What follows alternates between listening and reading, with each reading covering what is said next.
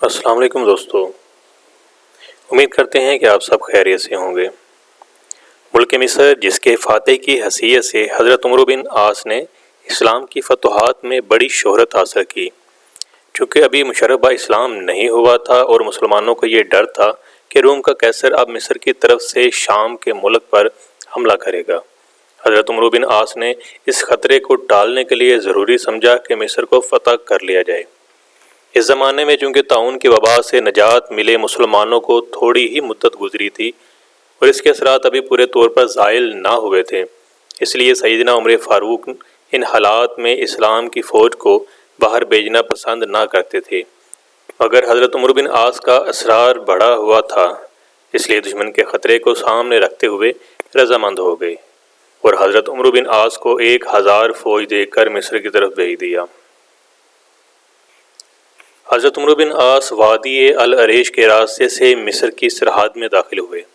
پہلے آپ نے عریش، ورمح وغیرہ فتح کیے، پھر ایک قدیمی اور تاریخی شہر فرما کو فتح کیا۔ یہ شہر کسی زمانے میں اپنی سنگین فصیلوں، گرجوں، کلیساؤں اور بلند ترین عمارتوں کے لحاظ سے ساری دنیا میں مشہور تھا۔ فرما کے بعد شرلیس کو فتح کیا، جو مصر سے 30 میل کے فاصلے فرما کے جنوب میں واقع ہے۔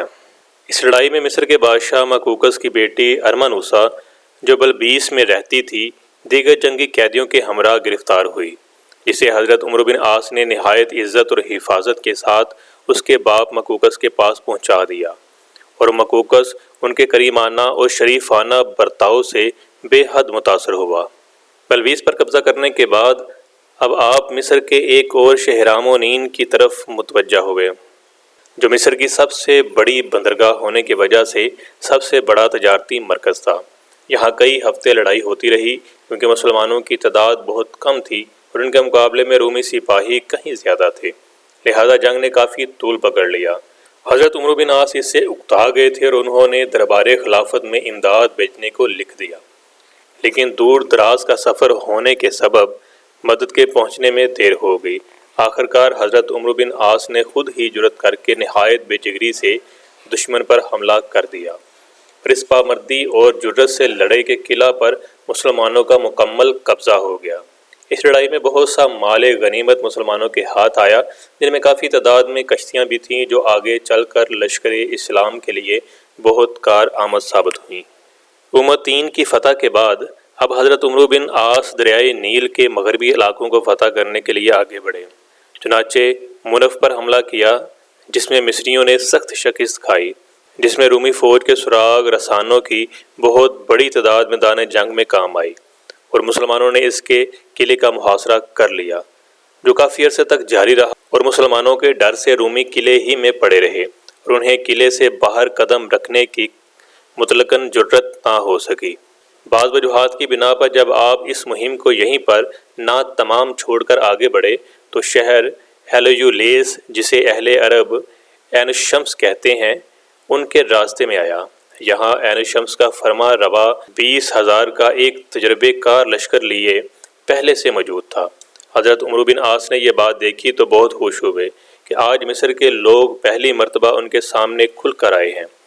حضرت عمرو بن عاص نے کمال حکمت و دانائی سے لشکر اسلام کو مرتب کیا، مگر عین الشمس کے فرما روا میتھوڈورس نے جو ہی اپنے مقابلے میں مسلمانوں کو سب بستہ پایا، جپٹ کر حملہ کر دیا۔ حضرت عمرو بن عاص بھی اب بپھرے ہوئے شیر کی طرح اس پر جپٹے اور کمال داد شجاعت دینے لگے۔ ابھی جنگ جاری تھی کہ دفتن خارجہ بن حذافہ اپنے ساتھیوں کو لے کر پہاڑ سے نکلے اور نکلتے ہی بجلی کے مانند رومیوں پر ٹوٹ پڑے اور ان کے اس اچانک حملے سے رومیوں کا اب سارا نظام درہم برہم ہو گیا۔ وہ بدحواس ہو کر بھاگے، لیکن راستے میں انہیں پھر ان مجاہدوں نے گھیر لیا جنہیں حضرت عمرو بن عاص نے جنگی نقطہ نظر کے مطابق دریائے نیل کی گزرگاہ میں پہلے ہی سے چھپا رکھا تھا۔ اب رومی 3 طرف سے مسلمانوں کے گھیرے میں آ چکے تھے اور مسلمانوں نے انہیں گاجر مولی کی طرح کاٹ کاٹ کر پھینکنا شروع کر دیا، حتیٰ کہ ان کی فوج کے 20,000 سپاہیوں میں بمشکل 300 سپاہی اپنی جان بچا سکے، باقی سب کے سب قتل ہو گئے۔ عین الشمس کی فتح کے بعد حضرت عمرو بن عاص نے رومیوں کے مشہور قلعہ بابلیوں کا محاصرہ کر لیا، یہ قلعہ انتہائی مضبوط اور وسیع تھا اور مصر کا بادشاہ مقوقس یہیں رہتا تھا۔ اب دشواری یہ تھی کہ حضرت عمرو بن عاص کے پاس نہ تو قلعہ شکن توپیں تھیں، نہ زیادہ سامان حرب، اور مصری کھل کر سامنے آتے نہیں تھے، اور اگر کبھی آتے بھی تھے تو ایک آدھ معمولی سی جھڑپ لے کر پھر قلعے میں جا گھستے۔ غرض اسی حال میں 7 مہینے گزر گئے، لیکن مسلمانوں نے بھی قسم کھا رکھی تھی کہ جب تک کوئی فیصلہ کن بات نہیں ہوتی محاصرہ نہیں اٹھائیں گے۔ آخرکار مقوقس گھبرا گیا اور اس نے مسلمانوں کو مرعوب کرنے کے لیے حضرت عمرو بن عاص کے نام ایک خط بھیجا، جس میں لکھا تھا کہ تم لوگ ہمارے ملک میں داخل ہو کر ایک طویل مدت سے ہمارا خون پی رہے ہو۔ تمہیں معلوم ہونا چاہیے کہ رومی سپاہیوں کا ٹڈی دل کیل کانٹے سے لیس ہو کر تمہارا مزاج بحال کرنے کے لیے چل پڑا ہے، لیکن اس سے پہلے کہ وہ یہاں پہنچے ہم تمہیں صلح کی بات چیت کا موقع دیتے ہیں۔ اگر جان بچانا منظور ہے تو گفتگو کے لیے سفیر بھیج دو۔ حضرت عمرو بن عاص نے قاصد سے خط لے کر پڑھا اور پھر اسے 2 روز روکے رکھا تاکہ وہ مسلمانوں کے شب و روز کا کچھ اندازہ کر لے کہ کس نہج پر گزرتے ہیں، اور ان کے افعال و کردار بھی اپنی آنکھوں سے دیکھ لے کہ کس قدر پاکیزہ ہیں۔ چنانچہ اس کے بعد جب تیسرے دن قاصد روانہ ہوا اور اپنے بادشاہ مصر مقوقس کے پاس پہنچا تو کہا، اے بادشاہ، ہم نے مسلمانوں کو ایسی قوم کی صورت میں پایا ہے جو زندگی پر موت کو ترجیح دیتے ہیں، اور انکساری اور تواضع اسے شان و شوکت سے زیادہ پیاری ہے۔ اس کے کسی فرد کو بھی دنیا اور دنیا کے سامان سے کوئی رغبت اور لگاؤ نہیں۔ وہ زمین پر بیٹھتے اور سواریوں کی پیٹھ پر کھانا کھاتے ہیں۔ اس قوم کا امیر یا حکمران ان سے کسی قسم کا امتیازی سلوک نہیں کرتا، وہ انہی میں سے ایک فرد نظر آتا ہے۔ جب نماز کا وقت آتا ہے تو کوئی شخص بھی پیچھے نہیں رہتا، وہ اپنے ہاتھ پاؤں پانی سے دھوتے ہیں اور انتہائی سوز و گداز سے نماز پڑھتے ہیں۔ اس کے بعد اس نے حضرت عمرو بن عاص کا خط دیا جس میں لکھا تھا، اسلام قبول کر لو، اسلام قبول نہیں کرتے تو جزیہ دو، اور اگر جزیے کے لیے بھی تیار نہیں تو پھر جنگ کے سوا کوئی صورت نہیں، یہاں تک کہ ہمارے تمہارے درمیان اللہ تعالیٰ فیصلہ کر دے۔ اگر تم اسلام قبول کر لو تو ہمارے بھائی بن سکتے ہو، جو حقوق ہمیں حاصل ہیں وہی تمہیں حاصل ہو جائیں گے، اور اگر یہ منظور نہ ہو تو جزیہ ادا کرو، ہم اس کے بدلے میں تمہارے مال و جان اور عزت و آبرو کی حفاظت کریں گے۔ مقوقس اپنے قاصد کی باتیں سن کر بہت متاثر ہو چکا تھا، اور خط پڑھ کر اس نے اپنے درباریوں سے کہا کہ مسلمانوں کی فتح میں اب کوئی شک و شبہ نہیں، ہم سب کی بہتری اسی میں ہے کہ مسلمانوں سے صلح کر لی جائے۔ چنانچہ درباریوں کی رضامندی پر اس نے اسلامی سفیر کو طلب کیا۔ حضرت عمرو بن عاص نے حضرت عبادہ بن صامت کو 10 آدمیوں کے ساتھ بھیج دیا۔ حضرت عبادہ بن صامت بے حد کالے تھے۔ آپ جس وقت مقوقس کے دربار میں پہنچے تو وہ آپ کو دیکھتے ہی چلایا، اس کالے آدمی کو میری طرف آنے سے روکو۔ اس کے جواب میں جب مسلمان سفیروں نے کہا کہ یہ بزرگ ہم میں سب سے زیادہ صاحب علم و فضل ہیں، اور ہمارے سپہ سالار عمرو بن عاص نے انہیں اس لیے ہمارے وفد کا قائد بنا کر بھیجا ہے، تب کہیں جا کر مقوقس ان سے بات چیت کرنے پر راضی ہوا۔ مقوقس نے کہا، تم لوگ بے حد لالچی اور حریص ہو، ہم سے کچھ مال و دولت سونا چاندی لے لو اور واپس چلے جاؤ، بصورت دیگر ہماری امدادی فوجیں جو عن قریب ہمارے پاس پہنچنے والی ہیں تمہیں پیروں تلے کچل ڈالیں گی۔ حضرت صامت بن عبادہ نے غصے کو ضبط کرتے ہوئے جواب دیا، ہمارے نزدیک جنگ کا مقصد مال و دولت اور جاہ و منصب کا حصول نہیں، ہم تو صرف اللہ ہی کا نام بلند کرنے کے لیے لڑتے ہیں اور اسی کی راہ میں اس کے حکم کے مطابق جہاد کرتے ہیں، اور اس میں جو غنیمتیں ہمیں حاصل ہوں ان سے فائدہ اٹھانا اللہ تعالیٰ نے ہمارے لیے جائز کر دیا ہے۔ ہمارے پاس چاہے سونا چاندی اور جواہرات کے ڈھیر ہوں یا 1 درہم بھی نہ ہو، ہمیں اس کی بالکل کوئی پرواہ نہیں۔ روٹی کا ایک ٹکڑا جو ہماری بھوک مٹا سکے اور کپڑے کا ایک ٹکڑا جو ہمارا تن ڈھانپ سکے ہمارے لیے بہت کافی ہے۔ ہمارے پاس اگر ڈھیروں سونا بھی ہو تو ہم اسے اللہ تعالیٰ کی رضا پانے اور خوشنودی حاصل کرنے کے لیے خرچ کر دیتے ہیں۔ ہمیں دنیا کے عیش و آرام اور ساز و سامان کی کوئی حرص نہیں، ہمارے سامنے آخرت کی آسودگی اور سکون و راحت ہے۔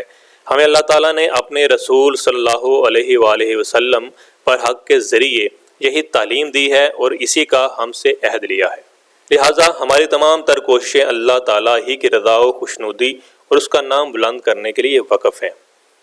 حضرت عبادہ بن صامت کے واپس چلے آنے کے بعد مقوقس نے اپنے درباریوں سے پھر کہا کہ میرا دل کہتا ہے کہ مسلمان ہمارا قلعہ ضرور فتح کر لیں گے، اس لیے مناسب یہی ہے کہ ان سے صلح کر ہی لی جائے۔